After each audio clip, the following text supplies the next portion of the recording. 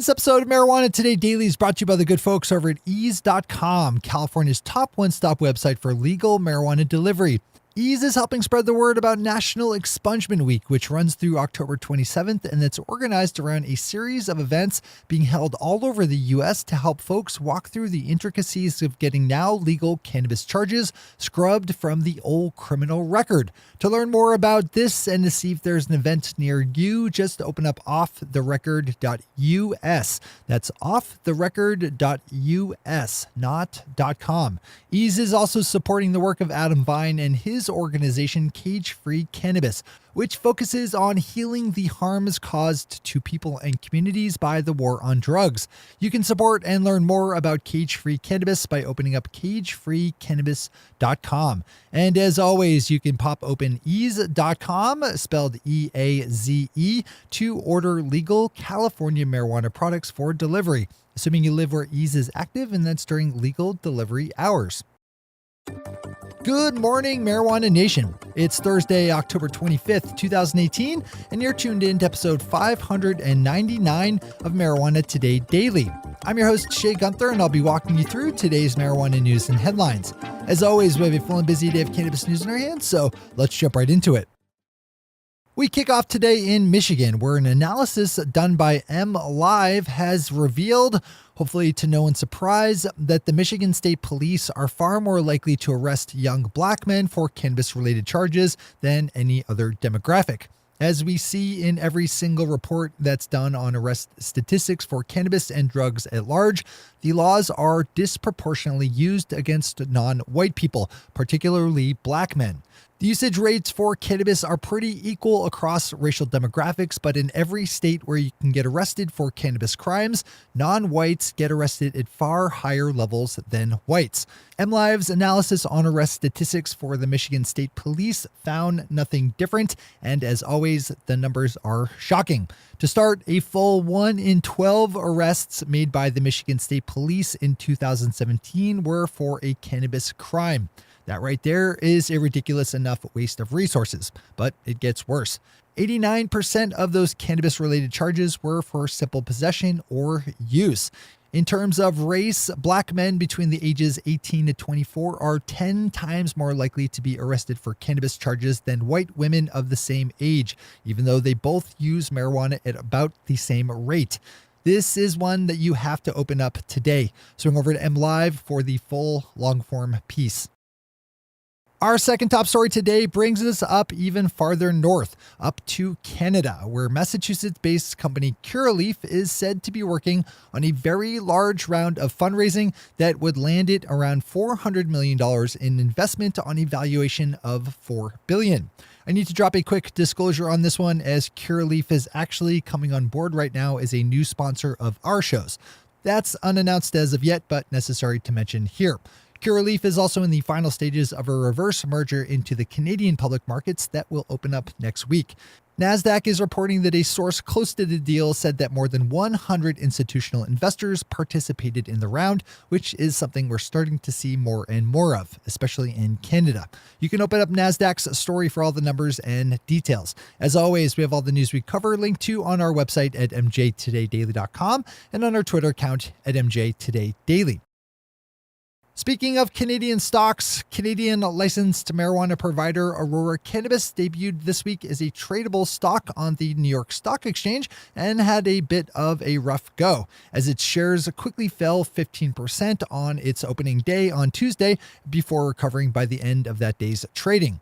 It's been a rather turbulent time overall for marijuana stocks, with major price adjustments landing on many of the cannabis companies on the Canadian Securities Exchange, home of most publicly traded marijuana stocks.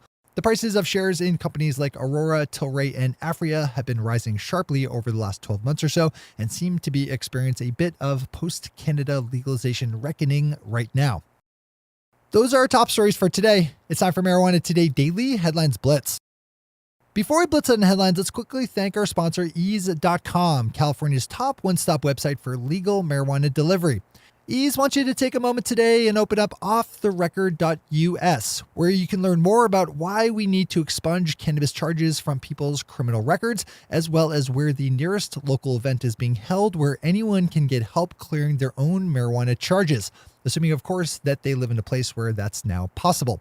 If you don't live near one of those states, and even if you do, you can donate to the cause and bone up on your understanding of this very important issue at, again, offtherecord.us. We're not done legalizing cannabis properly until everyone comes home from prison and all the records are clear.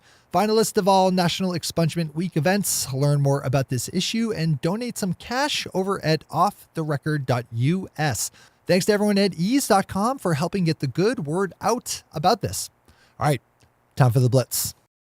One of the interesting storylines in cannabis of late has been in Utah, where voters will go to the ballot next month to decide the fate of medical marijuana question Proposition 2, even as their state lawmakers recently agreed to meet in special legislative session following the vote to pass a more restrictive version of legal medical cannabis. The deal was hammered out between medical marijuana supporters, opponents, state lawmakers, and representatives of the Mormon Church, which holds large sway in the state, and promises to pass a version of Proposition 2 that is a little more palatable to conservative opponents.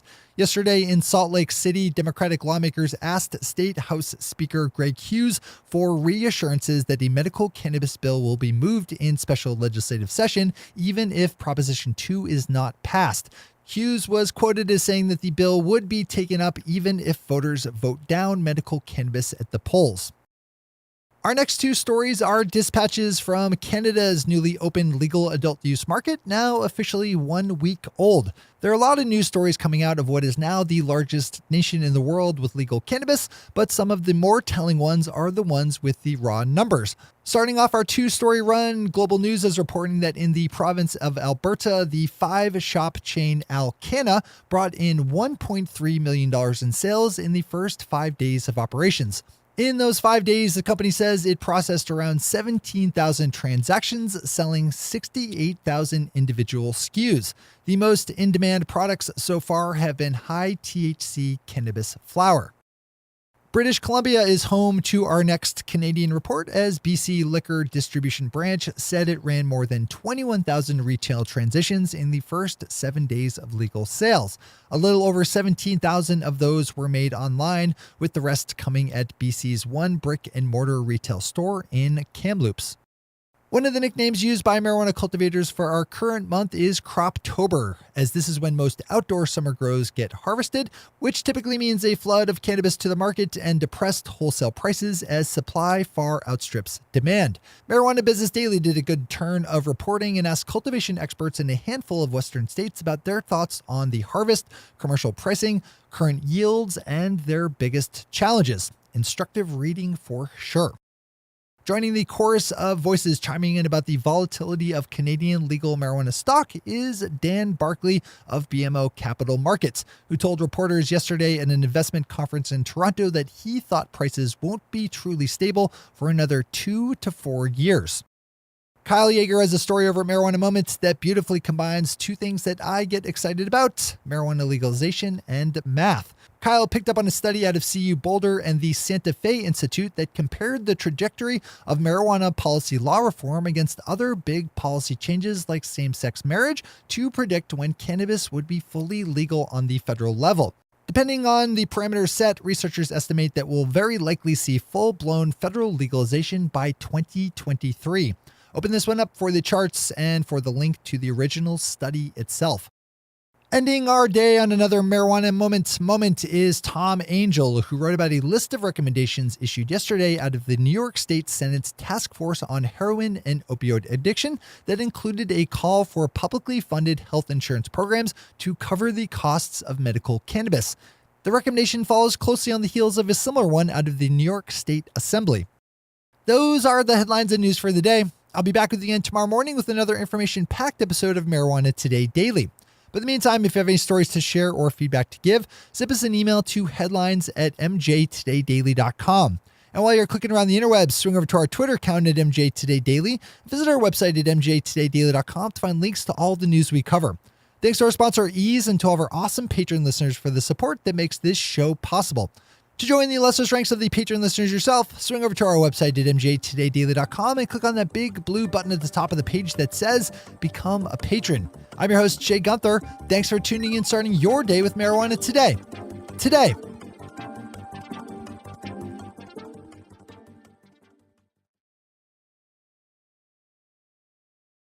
One take, Shay. One take.